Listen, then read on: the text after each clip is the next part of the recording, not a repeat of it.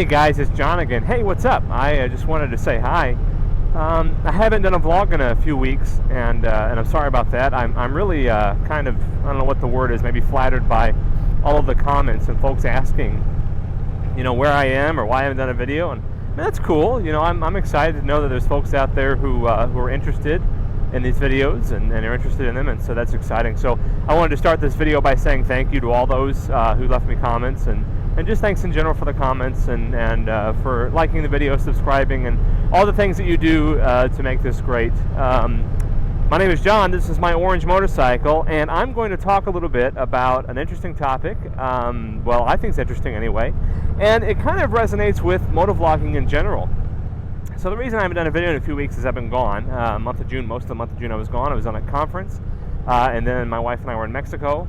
That was a lot of fun. I did do some motorcycle riding on a rented 150cc scooter with no brakes in Mexico. I wish I brought my camera along, but I did not. I intended to, but I left it at home. Luckily, it was the only thing I left at home, so, that was good, right? I didn't forget my deodorant or, like, my toothbrush or, my passport, so that was good.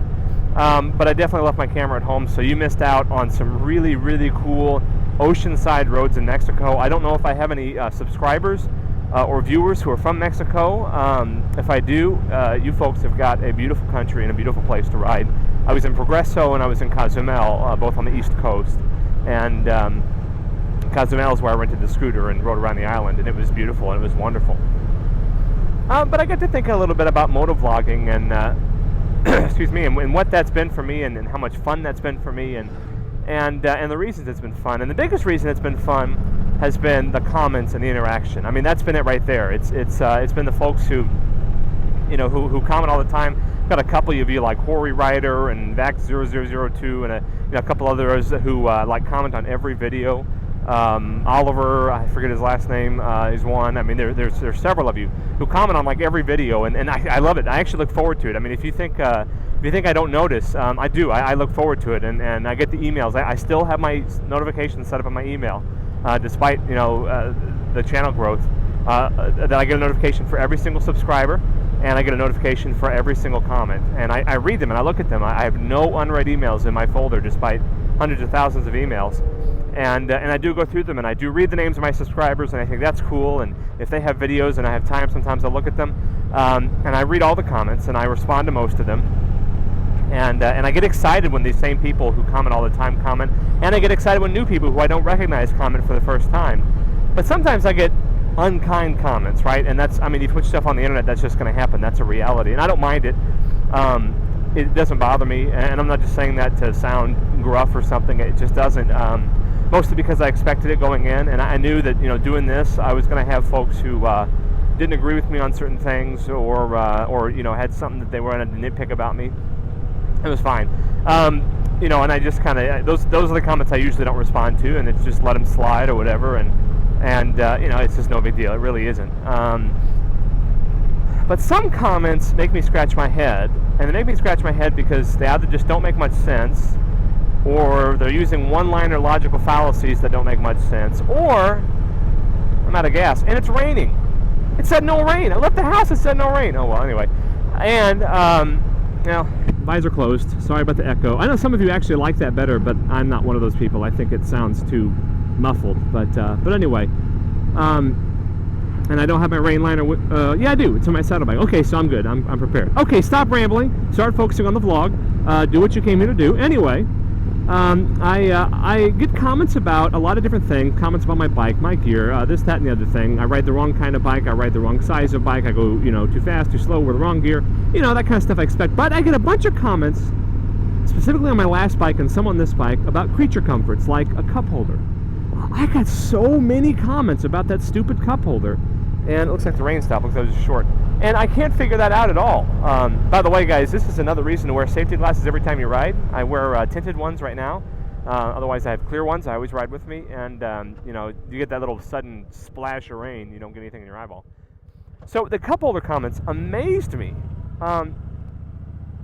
Because I didn't expect them. Maybe I should have. But whatever goes through a person's mind that says, wow, that's a cup holder, I'm going to fixate on that, and I'm going to label that as something bad or wrong or something that really doesn't make a lot of sense. And that never went through my mind. The story of the cup holder is this, that I had on my old bike. I never found out, there's no real place for it on this bike. But the story of the cup holder is this. It's nothing exciting. Literally, it was a guy I knew who had the same kind of bike I did. He bought a new bike, and it wouldn't fit on his bike. Like, the cup holder wouldn't fit. It wouldn't mount anywhere. So he said, hey, do you want this? I said, yeah, sure. And I threw it on my bike. And on long rides, I'd throw a water bottle in there, and I'd stay hydrated. I'd take a sip, and I wouldn't have to get off for anything but gas. I'd pull over for gas, and that's when I'd get a new water bottle. And I would try to maintain that 1 liter per hour of water intake to prevent dehydration. And that was it. But I got so many comments. So many people had something to say about this silly little cup holder. And it was kind of amazing to me. I don't know why.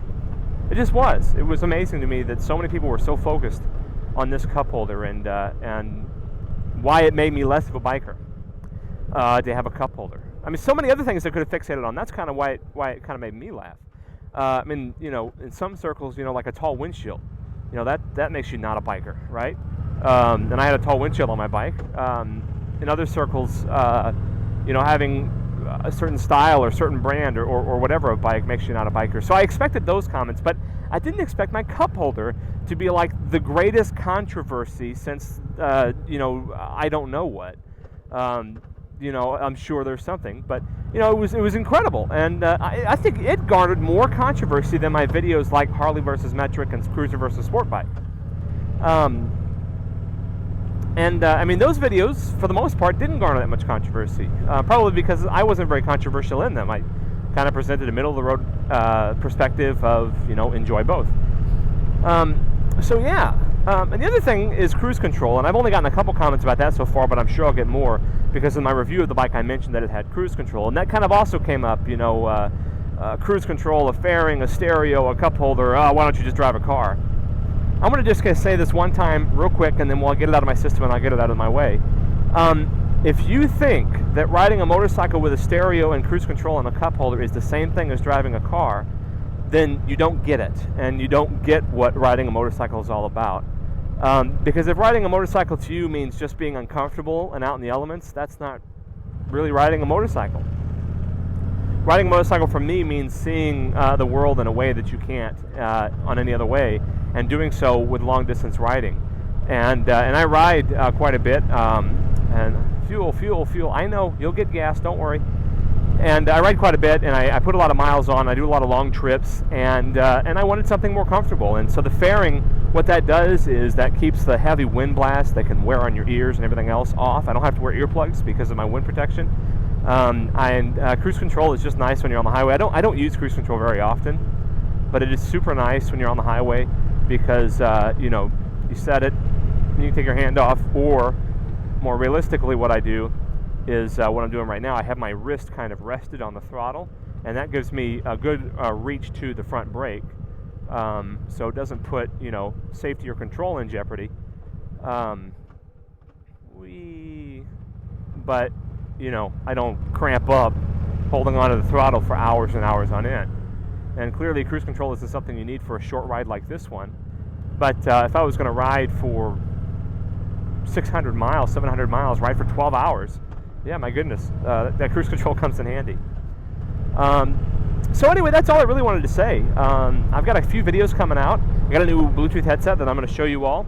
I got a few other topics in mind, but I just wanted to throw that out there. Why do you suppose it is that so many motorcyclists and non-motorcyclists who watch motorcycle videos have kind of a narrow definition of what makes a motorcycle?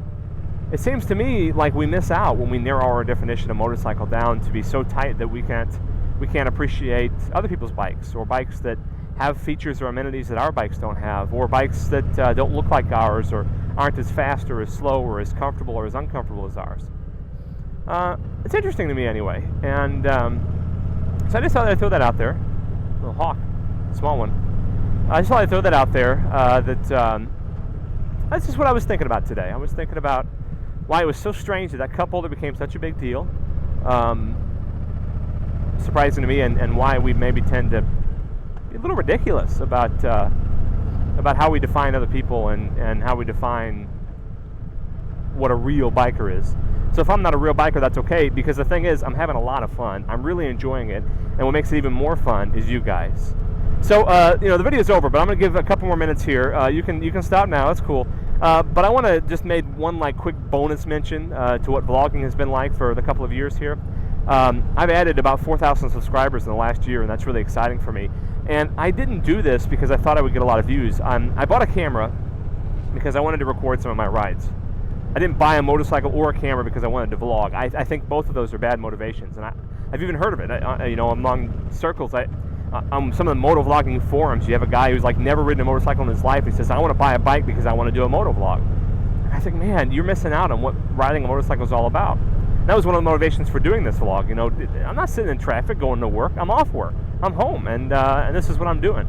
I'm carving out some beautiful roads without a lot of traffic and a lot to look at. And so I did this vlog because I had the camera all ready to record some of my rides, and I thought, well, this would be fun. And the main thing was, honestly, I thought maybe a few folks, like a couple dozen, will watch my videos and will comment and will send me messages, ask me questions, and I would really enjoy that because I like people a lot and I like to interact with people. And so I thought, well, this would be a really cool way to interact with the motorcycle community and to promote motorcycling and to promote really getting out on a bike and really enjoying what you can do on a motorcycle, and to promote traveling and to promote trying new things and experiencing things in new ways. And that's what I intended to do here. So I just wanted to kind of close this video with a shout out to all of you who may help make that happen, who made this channel already significantly bigger than I ever thought it would be, simply because you hopefully share a passion for trying new things, for motorcycling, for traveling, for exploring, and maybe even sharing a passion just for the conversation. So thanks for that, guys, and I'm really looking forward to it. I'm not just saying this, by the way. Every YouTuber says subscribe, like, comment, and they say that to you because they want to make more money, they want to grow their channel, they want the channel to be bigger. That's not my motivation for saying that. Guy I ride with lives up here, by the way. It's got a Victory and decent sized yard. And but my reasoning for that is I want to continue the conversation. I want more people to see these videos because I want more people to comment, and I want to have more of a conversation with folks. And I want to learn more about other people's experiences, and I want to learn more about my experiences. And I just want to learn, and I want to grow, and I want to talk. And I always hate these intersections where two have a stop sign and two don't, because you're always worried that somebody's going to blow that stop sign, assuming that you have a stop sign. And so I always slow down and look. Anyway, guys, I'll talk to you later. God bless, and stay safe, and do me a favor and throw a rock at a weatherman or something, because it was said 5% chance of rain when I left, and I totally got a little, well, it was just a sprinkle. I guess I shouldn't complain too much, but still, throw a rock at a weatherman for me, and I'll talk to you guys later. All right, guys, bye-bye. God bless.